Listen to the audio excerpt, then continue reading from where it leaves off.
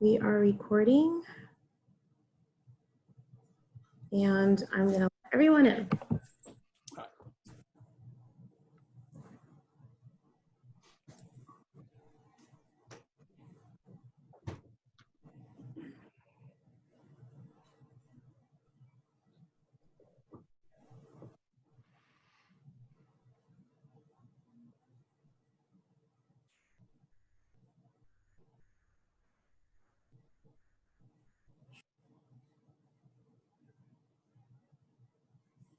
All right, well, good morning, everyone, and welcome to the Boca Chambers special trustee virtual event today here on Thursday.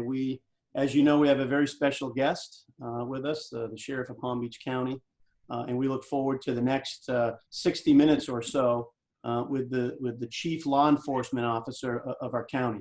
But before we do that, I'm Troy McClellan. I am your President and CEO of the Boca Chamber. We thank you for joining us today. We hope you're all healthy and safe out there doing all the things that you need to do during our crazy time. And what I'd like to do is I'm going to turn it over to Chastity for a moment, and she's just going to tell you how we're going to run the next hour and how to submit some questions into our sheriff once he's made his presentation. So Chastity? Good afternoon, everyone. Thank you for being with us today. Just to let you know that this presentation is being recorded and will be available on the Boca Chambers YouTube channel for you to see what you missed, or if you need to share it with anyone. We'd like to thank our wonderful speaker. Can't wait to hear what he has to say. And if you have any questions, just hover down at the bottom of your Zoom page and you will see a Q&A box. Just shoot your question in the Q&A box, and Troy will be able to ask the sheriff any questions that you may have, and we'll either answer them live or we will answer them in the Q&A box itself. So enjoy the presentation. Thank you, Chastity. The sheriff has a very long bio, and I'm going to read some of it because I think it's important. I think Sheriff Bradshaw has been in our county for a very long time, so a very common and known name, thankfully for us. But I do want to read some of his bio because he's had an amazing career, and he's served us in so many ways, maybe in some you didn't realize. But if you could just indulge me for a minute to go over a few things, and then we'll get right into it. But Sheriff Bradshaw is a career law enforcement professional, and he's responsible for leading the largest law enforcement agency in Palm Beach County. He's had a successful track record, and I thought that maybe this was a typo, Sheriff, because I think you're only that old now, but you've had a successful track record of 49 years in law enforcement. I thought you were only 49, so I was trying to do the math. It didn't make sense. That was nice. But he, as many of you know, he rose to the ranks of the West Palm Beach Police Department, and in 1996 was appointed chief of police of that agency. And then in January 4th of 2005, he was sworn in as sheriff of Palm Beach County. He's the 13th sheriff to serve as our county's chief law enforcement officer since the agency's origin in 1909. The Palm Beach County Sheriff's Office has 6 departments: legal affairs, law enforcement operations, community operations, corrections, support services, and administrative services. And the Palm Beach County Sheriff's Office is comprised of 4,200 employees and about 5,000 volunteers. Sheriff Bradshaw has extensive knowledge and training in all aspects of law enforcement, with special emphasis on domestic security, field operations, and community-based policing. His excellent interpersonal and communication skills demonstrate competence as a leader who gets things done. And as we all know, Sheriff Bradshaw, he gets things done, while maintaining the balance between assertiveness and diplomacy, while remembering his first and foremost duty is to keep the citizens safe. Sheriff Ric Bradshaw is chairman of the Florida Sheriff's Emergency Task Force for Region 7, a member of the executive board of the FBI's Joint Terrorist Task Force, chairman of the Regional Domestic Security Task Force for Region 7, the Palm Beach County Chiefs of Police, member of the Medicaid and Public Assistance Fraud Strike Force, Law Enforcement Planning Council, Police Executive Research Forum, Florida Sheriff's Association, and he's been designated Who's Who and academic excellence in America. Sheriff Bradshaw proudly and honorably served us in the United States Marine Corps. Sheriff, thank you very much for that. He is a Mason in good standing and a Shriner with a Mara Shrine. His educational experience includes a Bachelor of Science degree with honors in Human Resource Management and a Master's of Science Administration with honors with a specialization in Emergency Management. He also graduated from the Administrative Officers course at the Southern Police Institute at the University of Louisville in Kentucky. He's married to his lovely wife, Dorothy, has 4 kids. He likes to golf, he likes to hunt, but mostly we know Sheriff Bradshaw as protecting the citizens of Palm Beach County. So the Chamber's PAC has been a longtime supporter of Sheriff Bradshaw. And so today, Sheriff, thank you again for joining us in a very busy time in so many different ways, but we always appreciate you speaking to our business leaders who we have on our virtual event today. A lot going on in the world, and we always love to hear your perspective on it and what your agency's doing to kind of move us forward in unprecedented times. So with that introduction, Sheriff, I'm going to again say thanks for being here. Thanks for all you do, and turn it over to you. Thank you for that introduction. I appreciate it. The Chamber has been a great support, and without the support of the Chamber and executives that like yourself and the rest of the people that are on the Chamber, we just can't do our jobs. Community support is always so very important to us. What I want to do today, because I want to leave a lot of time for questions, is give you a little bit of overview on where we're at with COVID. Where we're at with the protesters that have seemed to have subsided a little bit. Then I want to talk about, what the big topics are, going forward here with everything that's happened up in Minneapolis. The COVID thing, we're in times that, like I said, 50 years in this job, I've never seen it. Did I ever think that I'd be doing meetings like this over Zoom? No. Did I ever think I'd be wearing a face mask everywhere I go? No. Did I ever think that the deputies and the men and women that work out there not only would have to deal with the dangers of the job every day, but they got to deal with the dangers of what this disease presents to them. So it's tough. The hardest thing for us to navigate, and by the way, the deputies are doing great. Not only the deputies on the road, but the ones in the jail, because we made sure from the outset that we provided them with the best personal protection gear we could possibly get our hands on. So we've had minimal exposures. Unfortunately, we did have the one sergeant that worked in the jail that passed away, but he had some very serious underlying medical conditions. So at a young age like that, I think if he hadn't had those other problems, he would have made it. But our exposures have been minimal. So the deputies, the men and women, are making it through that. And our biggest challenge, as everybody knows, is the county, rightfully so, has put a lot of executive orders out, a lot of restrictions. It started out where we had to really clamp down on the beaches, the boats, the golf courses, everything. Now that we've kind of, phased back into that, it's not so restrictive, but, we walked softly through this whole thing. I think we only had 2 people that we had to issue notice to appears to, because we tried to use it as an educational situation to say, look, you need to wear the mask. You can't go do this. You can't do that. Please just adhere to it. And for the vast majority of people, they understood that, we're just trying to get through this.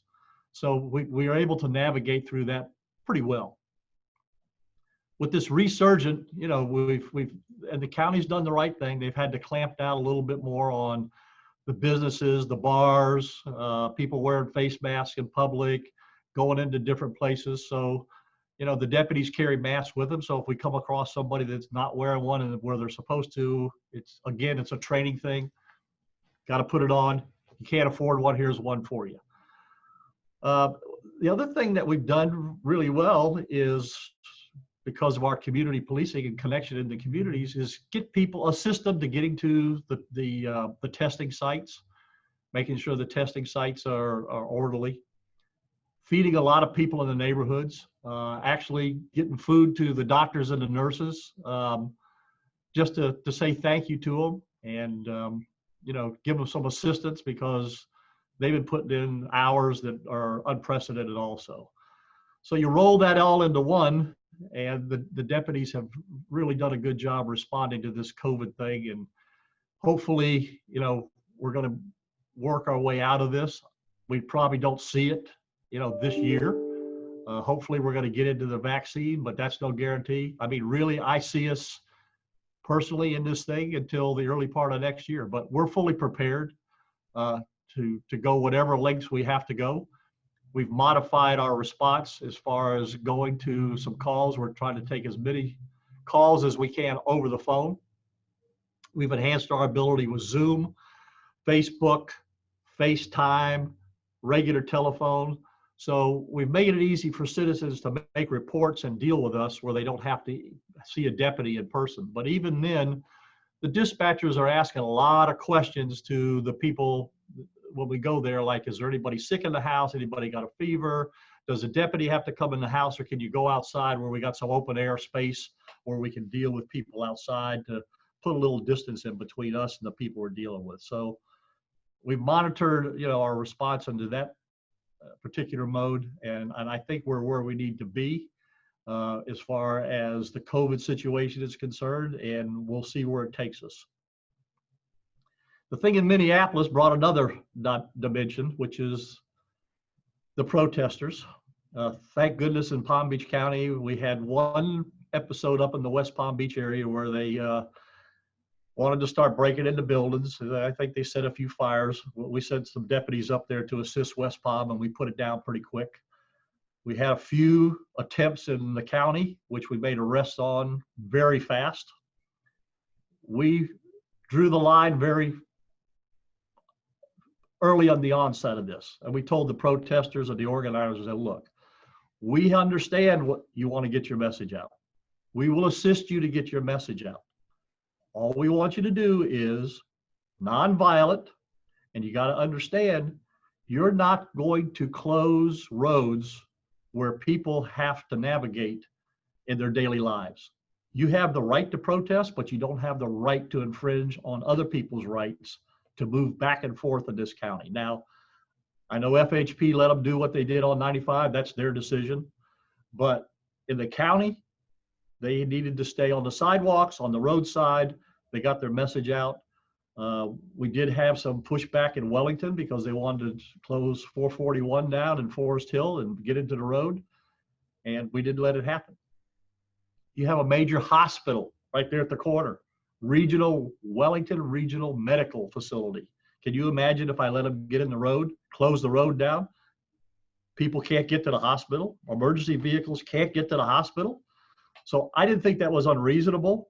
There was some people that thought that was unreasonable, but hey, like I said, I will assist you to protest in a peaceful manner, but I will not assist you to infringe on other people's rights to do it. So all in all, again, the deputies really navigated through that in a very efficient manner. We still have some protests here and there, and I'm sure we're going to have it, but they understand what the rules are and the guidelines, and so far, so good. And now I want to talk about the issues that are involved in that. And I got to tell you, I watched that video from Minneapolis, and I was appalled. I just didn't see any rhyme or reason to that. I didn't see the need for that to happen, and it just wasn't good. The second thing I did was, though, and I happened on it because I was really looking for what the next point of conversation was going to be. I happened on to the speech that former President Obama gave. And I ended up watching that 3 different times because I wanted to make sure I fully understand what he was talking about. And the most important thing that came out of that was his 8 can't wait. And I kind of want to walk everybody through that because you hear this all the time, 8 can't wait, 8 things must happen. And I'm not so sure everybody understands what those 8 things are. But actually, it's very critical, important 8 different things that he was talking about, that if an agency is doing those 8 things, then they're pretty much where they need to be as far as a progressive police department. So I'm going to kind of just touch on them briefly. and give you an idea of what he was talking about. The first thing was ban chokeholds. Well, we haven't used chokeholds. They've been banned for years. But there is a thing called the vascular neck restraint. You'll hear it referred to as the VNR. And that's where pressure is put on the carotid arteries here with an arm bar to render a suspect, could be unconscious, but incapacitated. We have taught that, but it's only used as a deadly use of force. In other words, if the deputy's life is in danger, if he's fighting for his life or to save somebody else's life, then they can use it. But it's a deadly use of force. It's not something that's used every day. So he wanted to make sure that those chokeholds were banned, and they are. The next thing was to require de-escalation training, and that's an important thing that we've been doing for quite a while. There's a thing called tactical pause, which means you slow things down. When you get to a scene where things are happening, you slow things down, because there's a great deal of research that revealed that the faster things happen, most of these incidents where excessive force or violence is used or deadly force by police happen from 1 minute to 7 minutes, because things are happening fast and decisions are made fast, and sometimes not really good ones. So we, Palm Beach County Sheriff's Office, actually developed this thing called a tactical pause, where the deputies slow the incident down, supervisors slow everything down, and you use your tactical ability when you get to a scene to render the scene safer than it was before you got there. What I mean by this is, we get a call with a guy with a gun standing in a park. Up until with this tactical pause and a change in tactics, you could see officers or deputies drive into the park, get out of their car, and they're standing there like face to face with a guy with a gun. So what happens if the guy starts to raise the gun and you're standing there, you're going to get your gun out, and then something bad's going to happen, and that usually happens very fast. With the tactical pause and the tactical training now is, you got the guy in the park, he's got a gun, you don't pull right up in there. You know, you wait to get some other assistance there. You take a position of cover. You see where you can see this individual. You get behind your car. So if he does raise the gun, you're not in jeopardy where you got to shoot him, because you're not standing out in front of him. And things slow down where you can talk to this guy. You can talk to him about putting the gun down. You can, you know, have a dialogue and de-escalate them. And the deputies are trained in that. So it's important for people to know we actually started that concept here, and now it's used around the country, the tactical pause and de-escalation. But another important thing that we started was my mental health unit 6 years ago, to help in de-escalating these situations, because a lot of them are involved people that have mental problems or are on some type of drugs or have an addiction problem. So the basic training that the deputy has is okay, but it's not that advanced training. So 10 or 15 times a day, our mental health people are out there going to calls where we have some mental health issues involved, and are able to de-escalate and talk people down. We had one 2 days ago down in the South County where an ex-Navy SEAL had some mental problems. He was fully armed, had body armor, fired 100 rounds within the house. And I think he wanted the police to kill him. So we were able to deal with him for 5 or 6 hours. The mental health unit de-escalated it, and we resolved it without anybody getting killed. But those are the type of situations that, before we had this mental health, and before we had the tactical pause, and before we had the extensive training on how to de-escalate these things tactically, some things didn't happen that we didn't want to happen, but they weren't unlawful, but they were awful. Right? So now we're able to de-escalate these things, and we got some resources involved in them. The other thing was require a warning before you shoot anybody. I mean, that's a common sense thing. We just don't walk up and just shoot somebody. I mean, usually if somebody's got a gun, you say, drop it, you know, please put the gun down, you know, I don't want to have to do this. I mean, there's a lot of different verbal things that we go through before we're going to use deadly force. So that's something that just about everybody's got in place. Exhaust all alternatives before you use deadly force. That's less, they call less than lethal weapons. That's the beanbag guns, that's the tasers, that's the pepper ball, that's the pepper spray, all of which we have. And we use those more often than we want to, but we do use them, we do have them, and they work relatively well. Sometimes you'll get somebody that is so hopped up on drugs that you can shoot them with a beanbag and they don't even feel that it's even hit them. Then you got to go to the next level. But we have an extensive array of less than lethal weapons, and we use and exhaust all of those things, including talking and de-escalating before we get to using deadly force. Another one of the 8 is called duty to interfere or intervene. What you saw up there in Minneapolis was not only the guy that had his knee on the guy's neck, but you had other officers standing around that could have done something, could have said something. At the very least, could have got another supervisor there and said, hey, you know, we need to do something other than what's going on, but they didn't. And it needs to be in policies, and it is in our policy. It's explicit in there that if you're a deputy and you see something that's inappropriate or there's some force being used that's inappropriate, you will take some action to stop it and you will report it immediately. So that's in the policies. Banned shooting at moving vehicles was another one. That hasn't been in our policy for quite some time. We don't shoot at moving vehicles. The only exception to that is if a deputy's standing there and the vehicle is driving right at him, he has no avenue of escape. He may be in a narrow alley, he may be in a confined area, and the vehicle is coming at him and this vehicle is going to run him over, then he'll have to do what he has to do. But shooting at a vehicle that's moving away from you, we don't do that.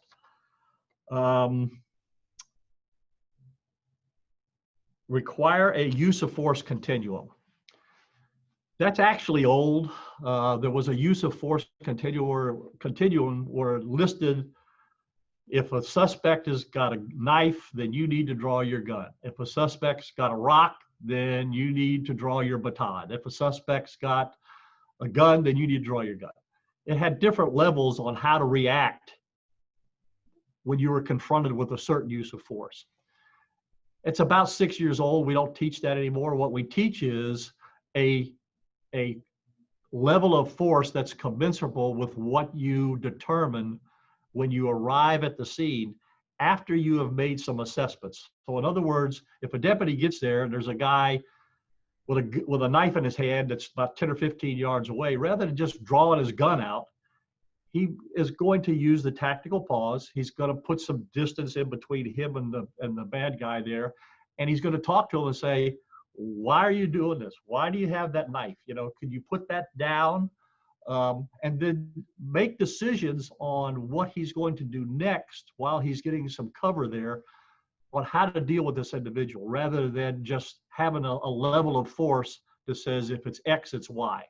So the latest, which is kind of like a continuum, but it's driven by assessment, it's driven by de-escalation, and it's driven by how things are going to evolve as you're talking to a suspect. So it's actually pretty similar to that, but it's just been updated. And last, by certainly no means least, is requiring an agency to have a comprehensive investigation and reporting system for use of force. 16 years ago, when I got to the sheriff's office, they didn't have a way to document uses of force. They didn't have an investigative process. I brought the system that I had from West Palm with me called Blue Team.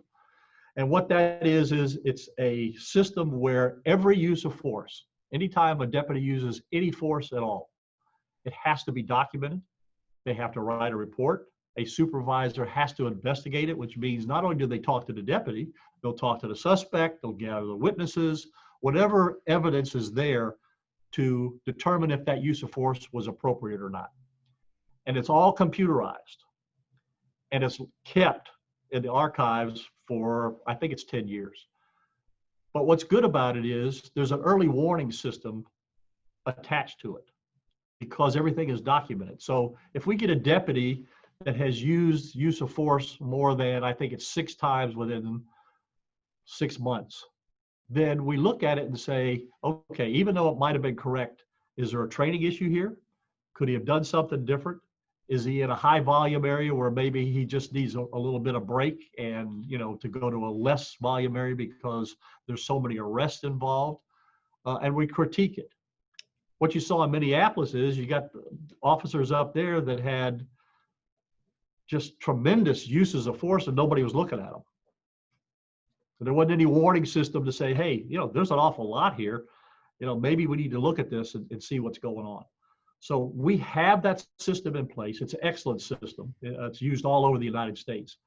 And we're going to do something that has also been called for, which is try to network this into the national FBI system to have it registered with the FBI on a national database. We're seeing if our system is compatible to take it right in there. So those are the 8 things that they're talking about and that the ex-president was talking about. So when you hear the things that 8 can't wait, they're really good things. And we've been doing these things for quite some time. You know, we're an accredited agency, which means our policies and procedures are reviewed by an independent body every year to see if they match national standards and state standards. And we excel every time on the accreditation. So we know our policies and procedures are right where they need to be, but we're constantly looking at what's the best practice in the United States. So if something we're doing is not up to standard, it's going to be up to standard. So I wanted to give everybody a little comfort level to realize that when you hear this,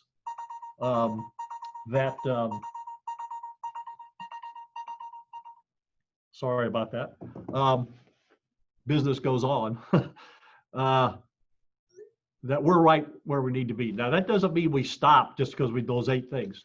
We really go beyond that in a lot of things. And I go back to the mental health unit. That has been unbelievably fantastic. And one of the other things that you're hearing is this defund the police.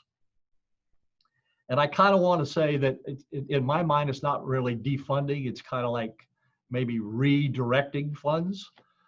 And one of the things they're calling for is, you know, take money away from law enforcement and put them into social service programs and mental health and substance abuse. Well, that's what my mental health unit does. The county doesn't have to defund anything from me to direct it into that. I've been doing that for 6 years and paying for it in the existing budget. In fact, that's one of the reasons that I'm running again is I want to expand that unit. I want to make it bigger than it is because of what it does. Folks, I'm the biggest mental health provider in this county, right in the jail. That's not good. We treat about 400 people a day for mental health and substance abuse problems in there, and there's some people that don't belong in there. But there's not enough diversionary programs out there. But with this mental health unit, we've been able to steer some people in a different direction rather than get them into the jail population. The other thing that you hear about that is, you know, there's social service programs that need to be provided. So you need to take some money from police and put them into social services. Since I've been the sheriff for 16 years, I have returned pretty close to $10 million back to this community. And not from taxpayer dollars, from what we call law enforcement trust funds. That's the money that I take away from the bad guys and I return it back into social service programs. I don't buy equipment with it. A lot of sheriffs do, but I return it into social service programs. We put it into work release programs. We put them into getting jobs for people that have come out of prison and need to find a job. Inner city youth, the Urban League, to try to find people jobs that have not got the proper skills, get them some skills. Boys and girls clubs, after school programs, feeding the homeless, you name it, I've given back that money to these programs.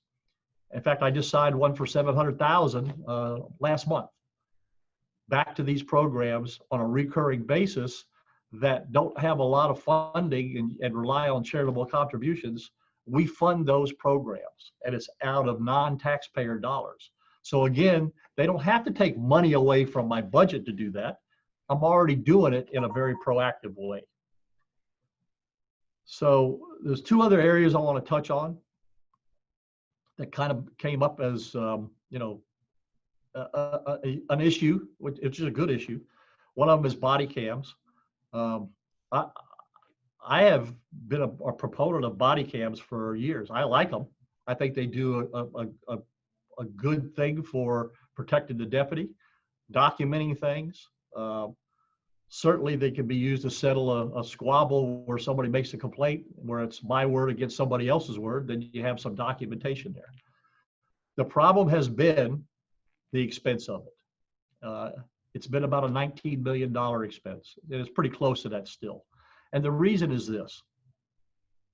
The actual camera itself is probably, I don't know, $3,500, $4,000 a piece. I need 3,000 of them. It's not like a regular police department only needs 100. So that's a big expense. But my biggest expense is I have to have new servers. The servers for my computer system and technology are capacity because of all the things that we've done over the last 16 years. Remember, I'm in charge of Homeland Security for all of South Florida. I run the Fusion Center, which is that intelligence gathering area. Plus I have a real-time crime center. We got cameras in the cars. We got cameras on the tasers. I mean, we got technology all over the place. You know, the deputies didn't even have laptops when I got here. So you got laptops in the cars. You got printers in the cars. You got license plate readers. So my servers can't take any more. So in order for me to do the body cameras, I got to get brand new servers. Now, what's happening right now also is they're tearing my building apart. The building's way old. It's dilapidating. It's got mold inside. So they've decided they're going to reconstruct this building starting in October. So I've actually had to, I moved my office out. I'm having to move everybody in headquarters out, which is hundreds and hundreds of people, to different locations while they redo this building.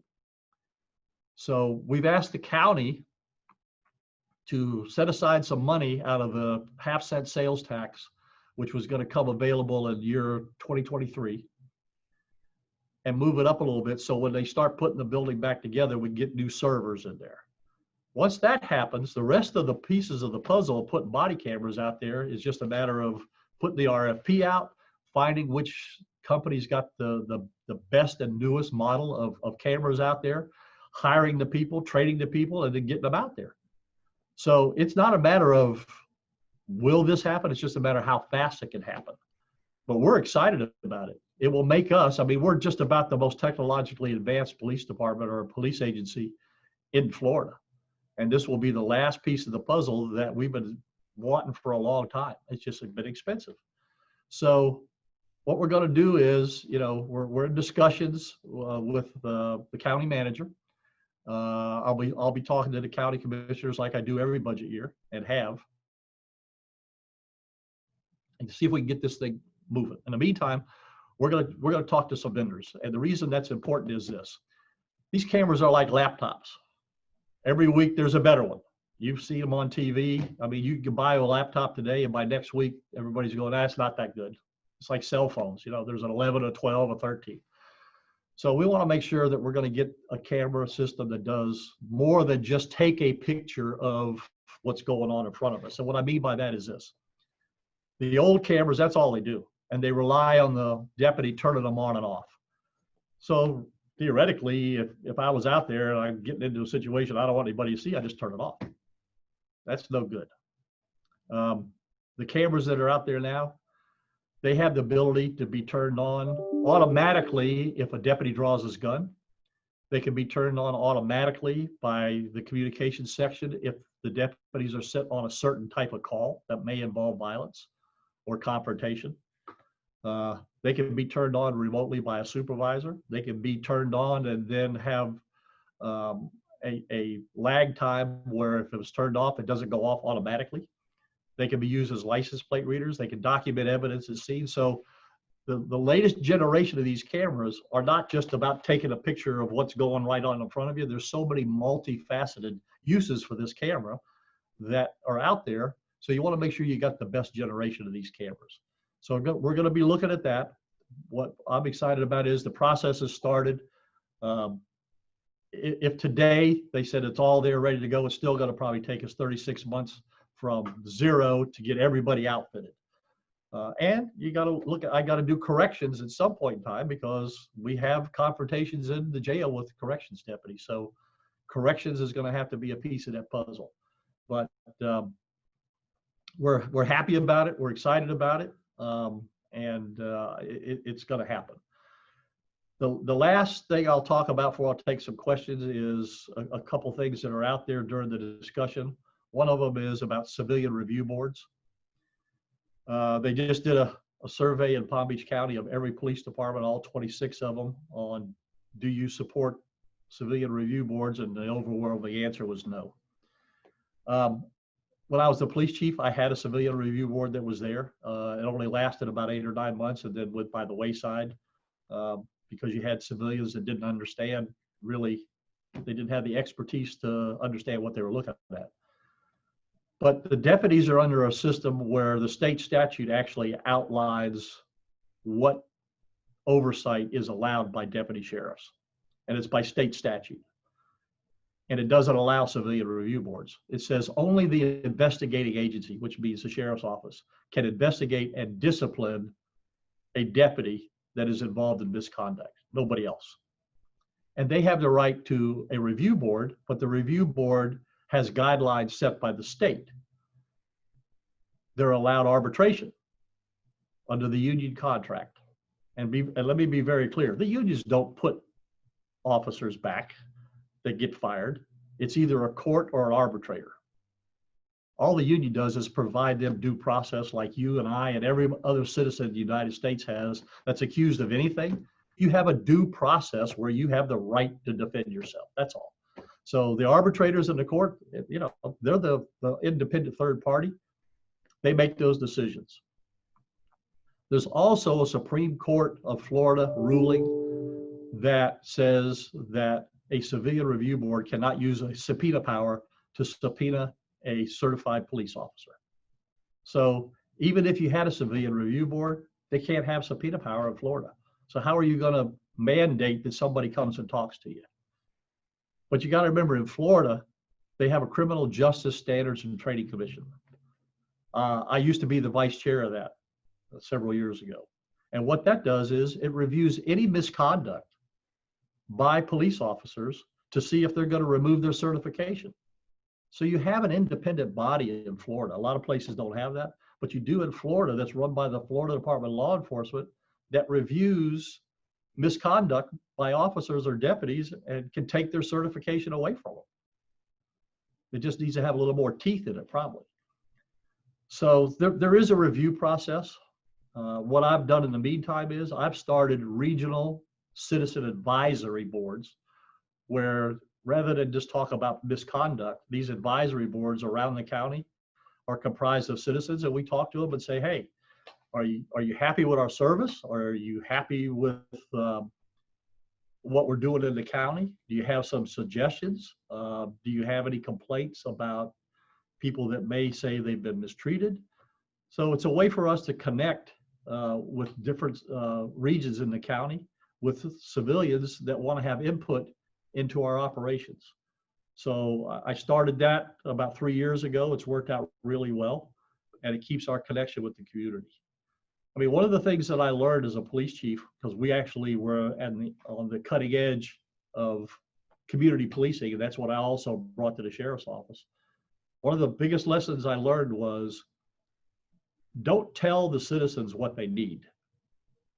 That's a mistake that law enforcement made for years. We always told everybody what they needed instead of listening to them to tell us what they needed. I remember the first meeting I went to, I went in there, I was loaded for bear. I had all these statistics about the crime that was there and going to talk to them about, you know, crime in their neighborhood and everything. And their biggest issue was traffic. But I was stupid because I was going to tell them what I thought their problems were, rather than go in there and use my ears instead of my mouth and listen to what their problems were. So we try to do a lot of listening. We try to stay connected in our communities. I think that one of the telltale signs that we're doing a fairly good job at that, we can always do better, is during this COVID, where the deputies have connected with people in the neighborhoods, assisted them to do what needs to be done and keep them safe in these tough times. So that's pretty much a thumbnail sketch of what I wanted to talk about. And I'm sure it's led to some questions. But all in all, the main thing is I want to give everybody a comfort level that our policies and procedures are really what is being talked about on a national level. You got to remember, folks, there's 800,000 police officers in this country. 800,000. Guess what? There's going to be some mistakes, and there's going to be some bad ones that need to be weeded out, right? And I don't care how many policies and procedures you have, you cannot fix stupid, right? You just can't fix it. And if they do stupid things or things that are just, downright wrong, then they need to go. So you do the best you can with it. But I think that all in all, we do a pretty good job of holding ourselves accountable, being transparent, and providing the best service we can, and putting the best trained, best educated, best equipped deputies out there to keep the public safe. So having said all that, I'll answer some questions. All right, Sheriff. Thank you very much for that. That was some really awesome information that I'm sure that everyone on this call appreciated you sharing. It's clear that in your 16 years under your leadership as Sheriff, you've created a model law enforcement agency. We are very fortunate to have you here and to have what you've created for public safety in our county. So thank you for that and all you've done, and hopefully more years to go. Hopefully. As we get through this year. There are a couple questions already, and I've got a few of my own. Okay. Let me just ask, and this one, it's sort of, you didn't really talk about it, but we've got COVID, we've got, the protesting situation, although, you've got that totally handled, but it's out there, it exists. But here for us in Florida, we've got hurricane and storm season. Yeah. And that also puts additional pressure on you and your deputies as well. And so what do you see as, another sort of challenge throwing this into the mix? And of course, we're looking at one a couple days from now, kind of rolling in through here potentially. So how does that sort of also challenge you with all the things that you said you've got to handle now? And we haven't even, we didn't even get into your Homeland Security role. You mentioned it, but when the president comes in and out, although he's not doing that as much now, but it goes on and on. But now let's throw hurricanes and big storms onto the mix. Now what? Yeah, we were up, the executive staff, we were talking late last night, getting prepared. We're going to have a meeting with the county and the EOC at 1 o'clock. The dynamics are going to be interesting given COVID here. First thing is, if we're going to have something on, hopefully we're not going to get over 60 miles an hour, but you never know. But let's say we had a big category 2 or 3 coming, and we had to have shelters. Shelters is going to be a challenge. They're going to have, I would say, double the amount of schools or shelters getting open to put some space in between people.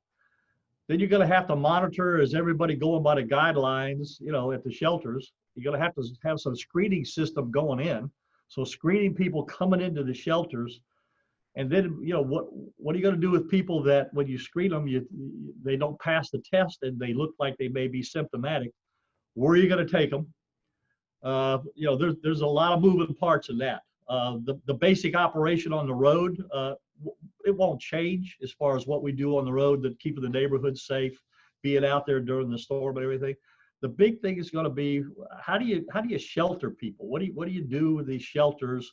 Special needs shelters, the shelters that we make sure that if we have sexual offenders, we take them to a separate place. That's going to be the big challenge, how you manage these shelters. It's going to take a lot of coordination between us, the health department, the school system. I don't think the school system is going to be open, until the end of August, something like that. And it may not be at full capacity. But yeah, we're going to have to double the capacity there at least. So yeah, we're taking all these things in.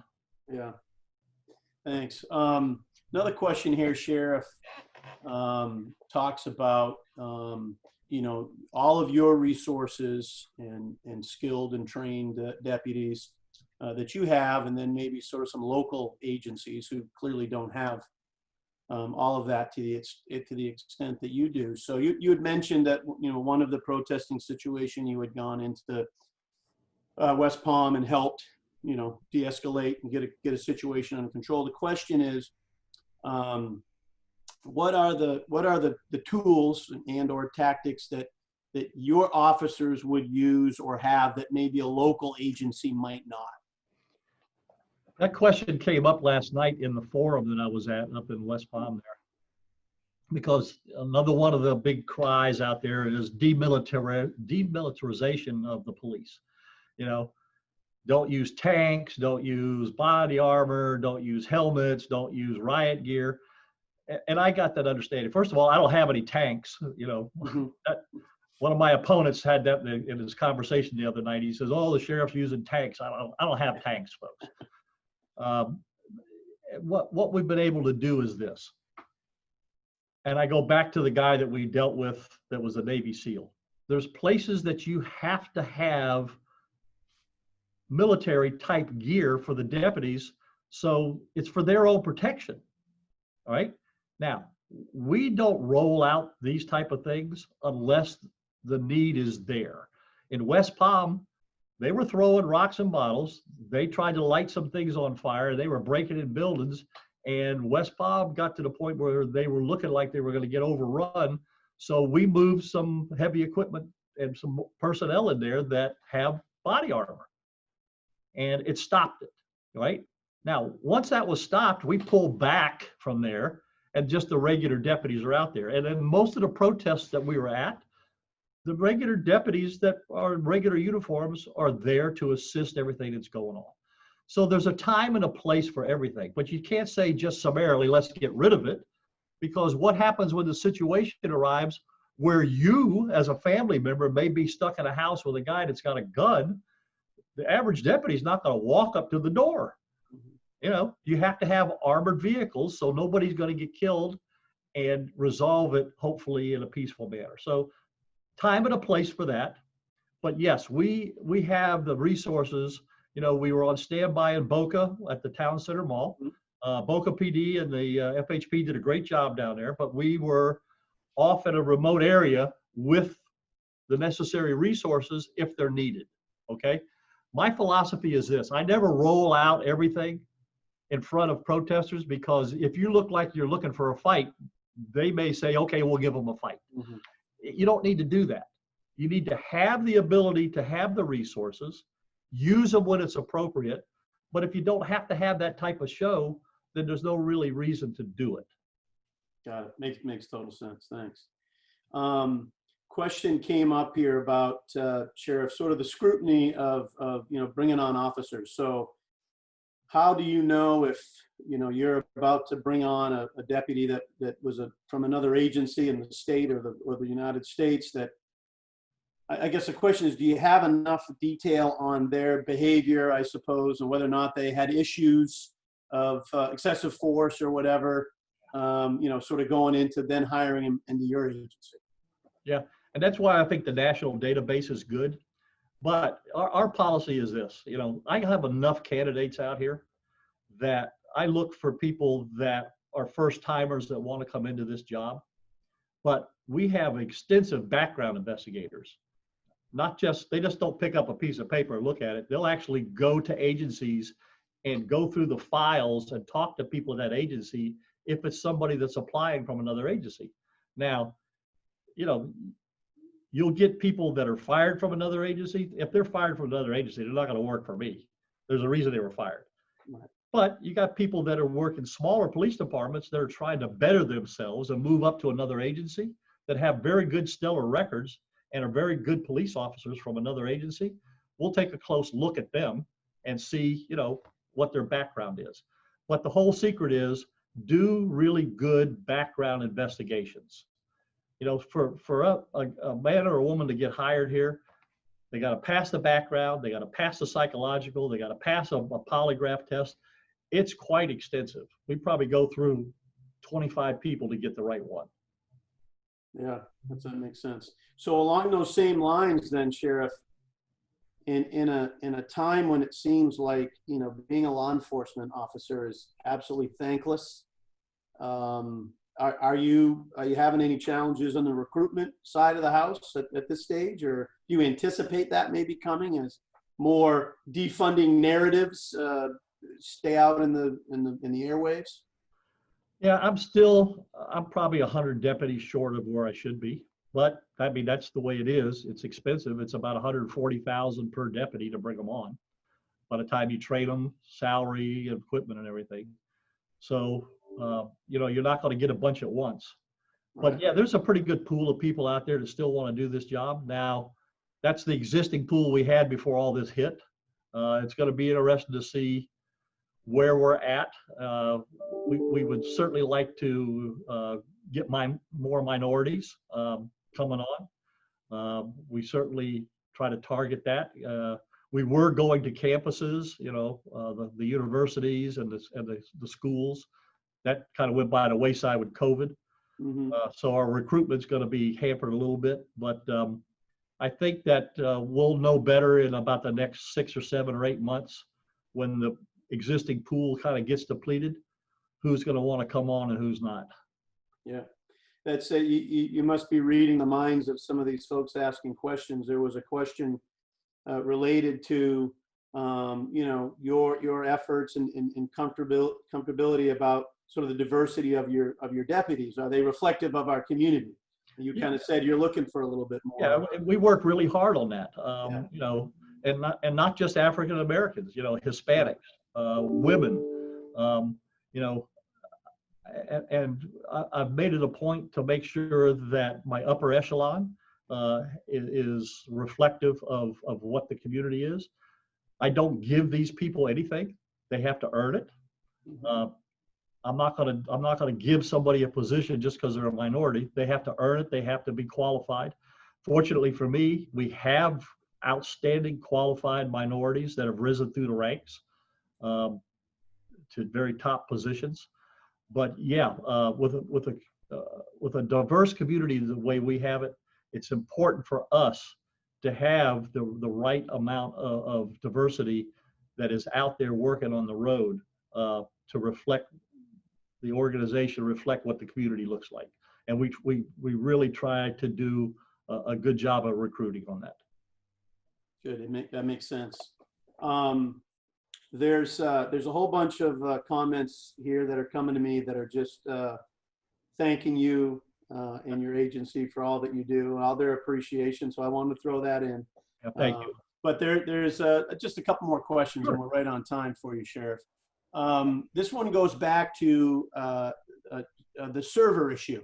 Yes. And there was just a question that talked about, well, is there, and maybe in law enforcement it's different, but is there a cloud option or server? Or when you say server, maybe I got a technical guy asking a question, but the expense of servers versus maybe more affordability using a cloud-based system, but maybe there's some security issues. Here's the issue with the cloud. And there's a lot of debate about this, and I guess the technical gurus will argue this. When you're talking about evidence and you're talking about classified material in Homeland Security, cloud can be accessed, cloud can be hacked, right?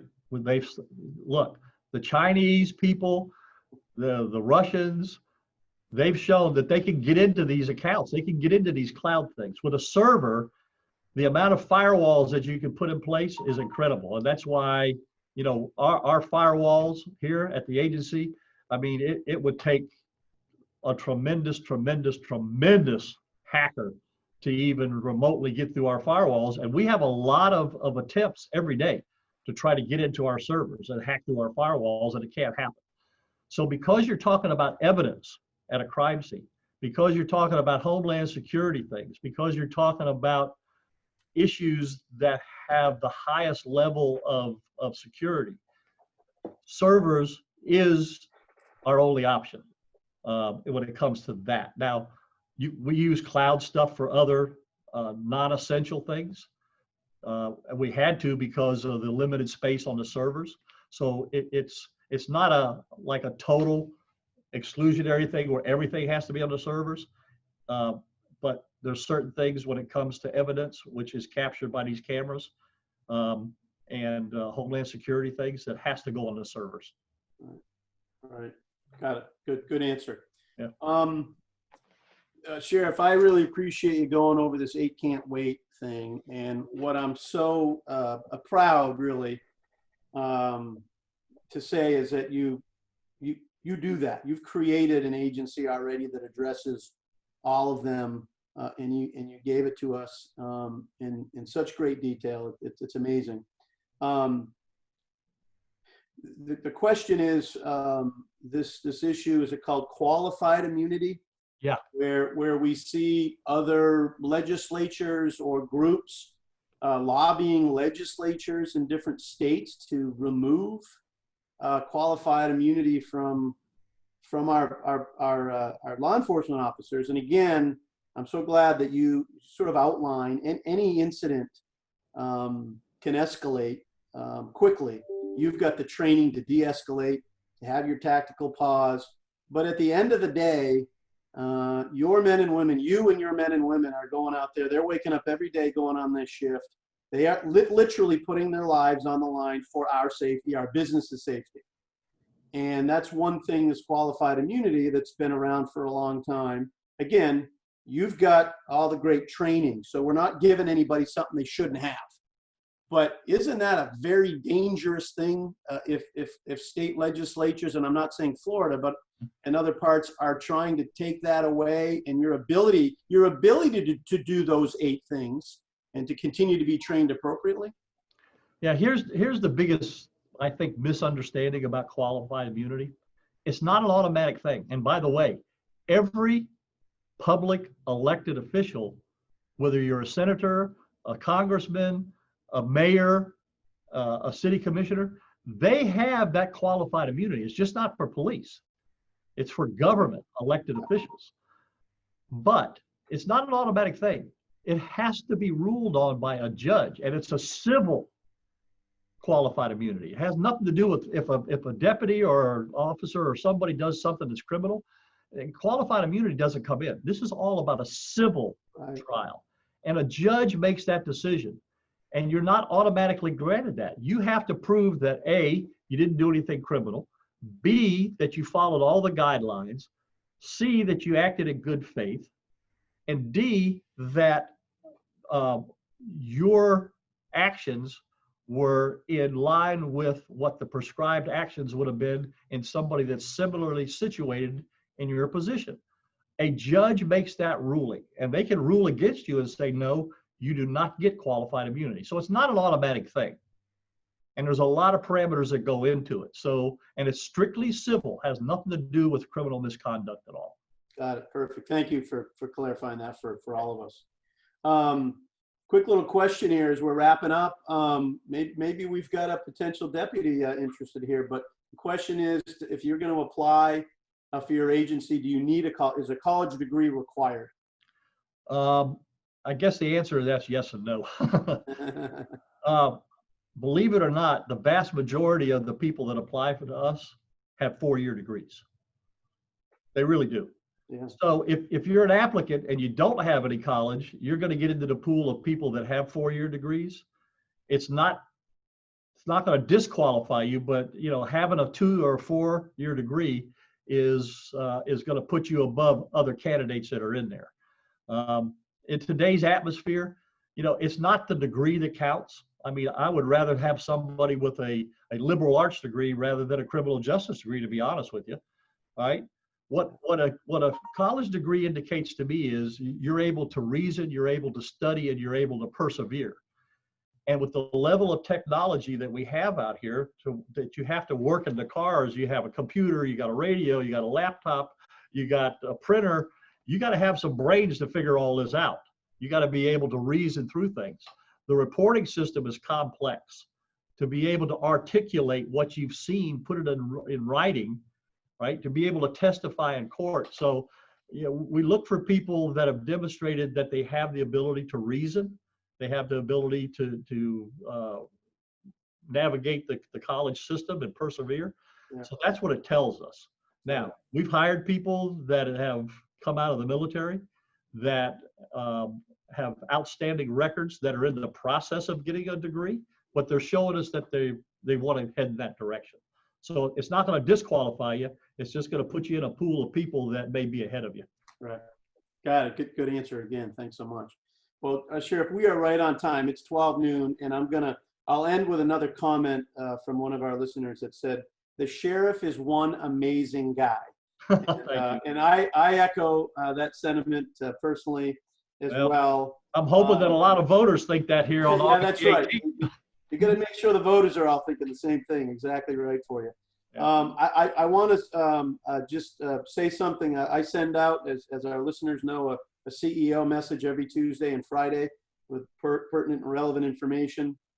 And I know that when we say wash your hands, wear your mask, and watch your distance, I know that's helping your deputies and your agency out there. So absolutely, we will continue to do that. So wash, wear, and watch every day as we get through this, as you talked about it at the beginning. I also want to just thank all our trustee members who hopped on the call this morning. This is a very special opportunity for us. The trustee members, you are the power base of our organization. We're going to need you now more than ever going forward. The sheriff's going to need you now more than ever going forward. We want to continue to keep our community safe, keep our businesses safe, so we can have more businesses either relocate here, grow and expand here, and feel as comfortable as we do under Sheriff Bradshaw's leadership. So thanks to all the trustees for that. And again, we're going to end. We're right on time. Again, Sheriff, I know you've got a wicked busy schedule. You've made time for us. We can't thank you enough for doing that and for all you're doing. And if the Boca Chamber and the leaders down in South County, if we can do anything for you, of course, vote for you. But if there's anything else we can do, please reach out to us, and we want to be your partner and supporter in all ways. So Thank you very much. I appreciate that support means an awful lot to me. And like you said, the biggest thing you can do is get people to vote. I mean, don't sit back and be complacent here. I don't care if you're an R or a D. It doesn't matter to me. All right. I make decisions based on what's best for the people here, not politically. But people got to get out and vote. They can't sit back and say somebody else will take care of it. It's too important this time. It really is. And we got early voting going on. We got vote by mail, so there's no excuse. You can vote from your home, but you got to get it done. Don't sit back. Yeah, actually, you have until August 8th to request your vote by mail. So that's coming up shortly. So make sure everybody does that. Right. Okay, again, guys, I appreciate it very much. Thank you so much. Stay safe. We'll talk to you soon. Bye-bye.